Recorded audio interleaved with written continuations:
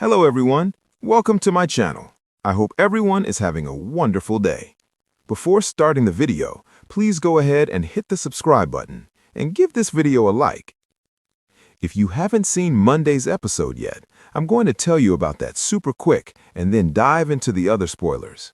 On Monday, November 17th, we had Steffi Forrester, Jacqueline McInnes Wood, and John Finn Finnegan, Tanner Novlin, canoodling at their house as they were drinking wine and making dinner.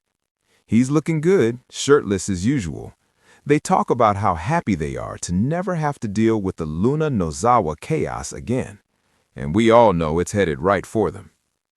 Also, Katie Logan, Heather Tom, and Bill Spencer, Don Diamond, enjoyed some quality time, and they vowed to help their son Will any way they can. They had a deep dive conversation about some of the issues they've had in the past.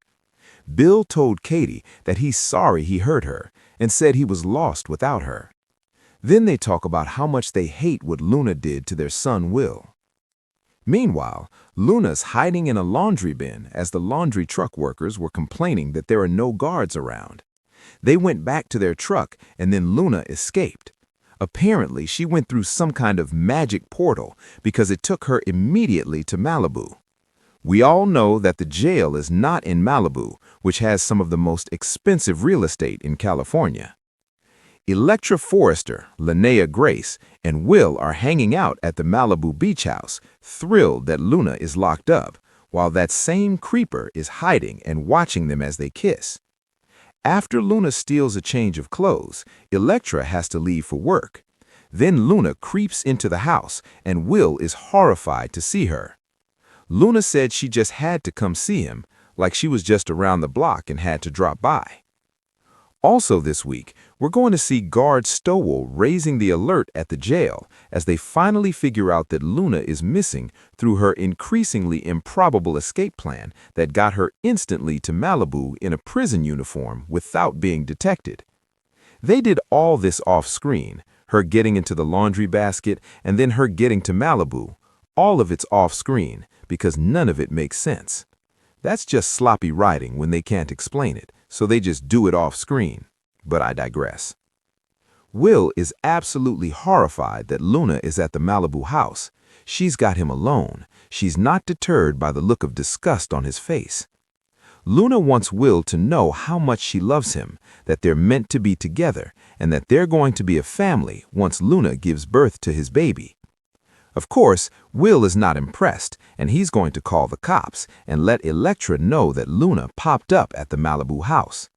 Electra's at work with her aunt, Ivy Forrester, and they're both going to get notified. The cops are also going to make their way there.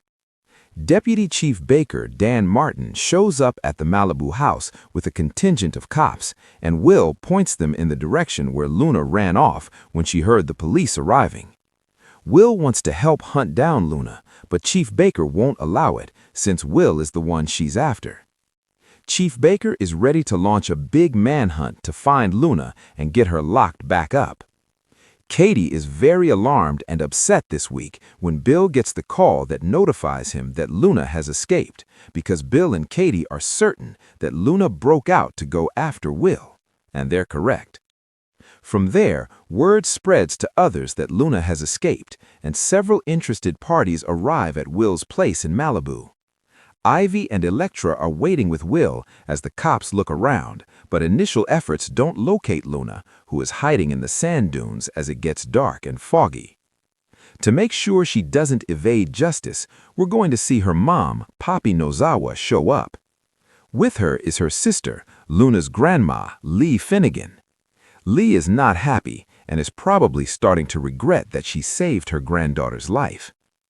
Deacon and Sheila Carter join them, turning it into a whole posse for this search party.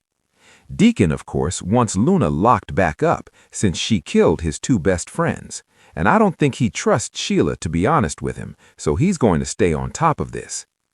The search party kicks off in Malibu, and Luna is determined to get away this week.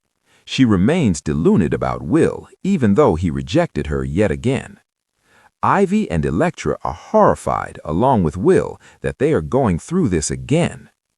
When Steffi and Finn hear that Luna is on the loose and so close to their home and family, hopefully they're going to lock their doors for a change, because they never seem to lock them. Deacon is absolutely enraged that Luna is on the loose, and he's very on edge about the whole Sheila thing. And I'm sure she's on edge too, because she knows Deacon is watching. Lee, Poppy, Deacon, Sheila, and others are going to head out with flashlights, trying to rouse out Luna, who's again hiding in the sand dunes. Luna is desperate to not get caught, and things turn into a life-and-death crisis by the end of this week. Somebody might die before Sweeps ends, just before Thanksgiving. For the week of November 24th through the 28th, there are only 3 new episodes: Monday, Tuesday, and Wednesday. Danger escalates for those involved with the search for Luna, and we should get some sort of closure early on, unless they make us wait till after Thanksgiving. B&B has been dropping hints that somebody could be seriously hurt, if not killed, by the end of this Luna adventure. It would be big for Sweeps ratings. The question is, will Bold and the Beautiful really and actually permanently kill off somebody? Maybe. Thanksgiving Day has Steffi and Finn celebrating Turkey Day at their house, and a Taylor Hayes is with them, along with a surprise guest.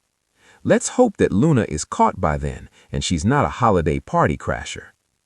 Other Thanksgiving get-togethers for next week include Sheila and Deacon inviting Daphne Rose, Muriel Hilaire, and Carter Walton to dine with them at Il Giardino. These celebrations are red flags that Luna is either recaptured, dead, or shot and back in the hospital. I doubt Sheila and Deacon are going to be sitting down to have pumpkin pie casually, worrying about Sheila's psycho granddaughter being on the loose. Also, Bill and Katie have their first Thanksgiving as a reunited couple. There have been hints and concerns about the Luna stress taking a toll on Katie's fragile heart, and all signs point to somebody's life being on the line very soon. Deacon may need an emergency therapy session with Taylor to discuss what went down with Luna's escape, so maybe he shows up at the Malibu house for some emergency therapy. That might be the unexpected guest. Also, we're going to have preemptions on Thursday, November 27th, which is Thanksgiving Day, and another preemption on Friday, November 28th, for Black Friday. Both of these are because of CBS sports coverage. The next 2 weeks on The Bold and the Beautiful promise emotional explosions, dangerous secrets, and shocking confrontations that could change several lives forever. As November sweeps heat up, tempers will flare, loyalties will be tested, and 2 unexpected preemptions will leave fans anxiously waiting for answers. Most of all, both Will Spencer and Deacon Sharp are pushed to the edge, and when these 2 finally snap, the fallout will be massive. Programming alert: 2 preemptions shake up the schedule. Before diving into the drama, fans should brace for frustration. 2 episodes will be preempted this week due to special network coverage. That means fewer chances to see cliffhangers resolved and more time for tension to build. The timing couldn't be worse because storylines are reaching boiling points, and when episodes return, the emotional payoff will be intense and fast-moving. Will Spencer explodes over a shocking betrayal.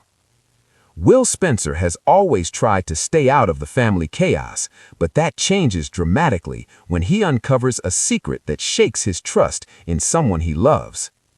Rumors begin circulating that a close friend has been lying to him about a business deal connected to Spencer Publications.